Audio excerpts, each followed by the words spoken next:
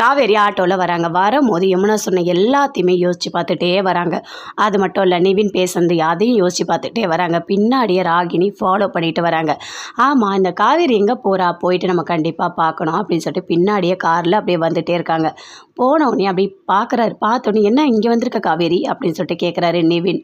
அதுவா உங்ககிட்ட பேசணும் அப்படின்னு சொல்கிறாங்க. இல்லையே, என்கிட்ட நீ பேசவே மாட்டியே, நீயே வீடு தேடி வந்திருக்க என்ன அப்படின்னு சொல்லிட்டு கேட்குறாரு.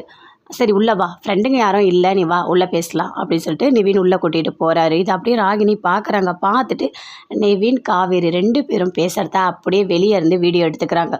ஓ, உங்களோட இது இன்னும் போயிட்டுருக்கா, அப்போ நீ நிவின் கிட்ட தான் பேசுகிறதுக்கு வந்திருக்கியா அப்படின்னு சொல்லிட்டு ராகினி அப்படியே வராங்க. உள்ளே போயிட்டீங்களா அப்படின்னு சொல்லிட்டு அப்படியே சுற்றி பார்க்குறாங்க. ஜன்னல் வழியாக ஏதாவது கேட்குதான்னு அப்படியே விட்டு பார்க்குறாங்க. ஆனால் எதுவுமே கேட்கவே இல்லை. ஐயோ கடவுளே, ஒன்றையுமே கேட்க மாட்டுதே அப்படின்னு சொல்லிட்டு அப்படியே பயங்கரமாக டென்ஷன் ஆகுறாங்க. உள்ளே போனவுடனே பயங்கர கோவமாக திட்டுறாங்க காவேரி. ஆமாம், உனக்கு என்ன பெரிய மன்மதன் நினப்பா அப்படின்னு சொல்லிட்டு, நீ என்ன ஏமாத்தின மாதிரி நீ யமுனாவை ஏமாற்றிருக்க, உனக்கு இது எவ்வளோ தைரியம் இருக்கணும் அப்படின்னு சொல்லிட்டு காவேரி கேட்குறாங்க.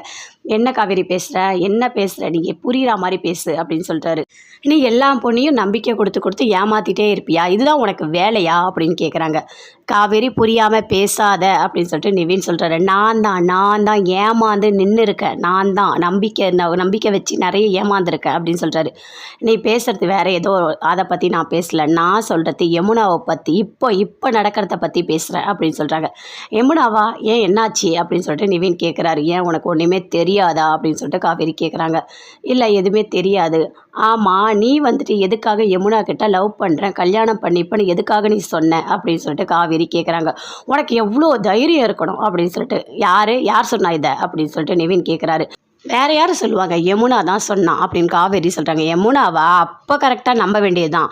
ஏன்னா யமுனாவுக்கு பெரிய பொய்யை கூட அழகாக சொல்ல தெரியும் அப்படின்னு சொல்கிறாரு. என்ன நடந்துன்னு உனக்கு தெரியுமா காவேரி? இதுக்கு முன்னாடியே அஜய் ராகினி கல்யாணம் நடக்க போகுதுன்னு எனக்கு தெரியும். அதை தடுத்து நிறுத்த சொல்லி நான் யமுனா கிட்ட சொன்னேன். ஆனால் பச்சை பொய் சொல்லி அந்த கல்யாணத்தை நடக்க வச்சா. அவளை பற்றி என்கிட்ட வந்து பேசாத அப்படின்னு நிவின் சொல்கிறார். இது எல்லாமே காவேரி கேட்டுக்கிறாங்க.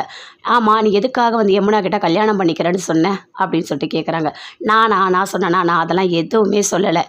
அவள் நல்லா படிக்கணும்னு தான் நான் நினச்சேன். சரி, படிக்கணும்னு நினச்சேன், எதுக்காக நீ போயிட்டு காலேஜுக்கு போனேன் அப்படின்னு சொல்லிட்டு கேட்குறாங்க காவேரி. அதுக்கு நிவின் சொல்கிறாரு.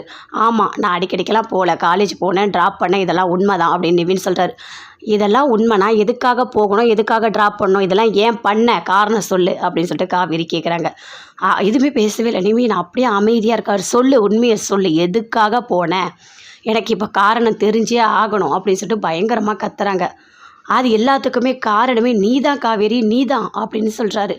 என்னது நானா அப்படின்னு சொல்லிட்டு பயங்கரமாக ஷாக் ஆகுறாங்க.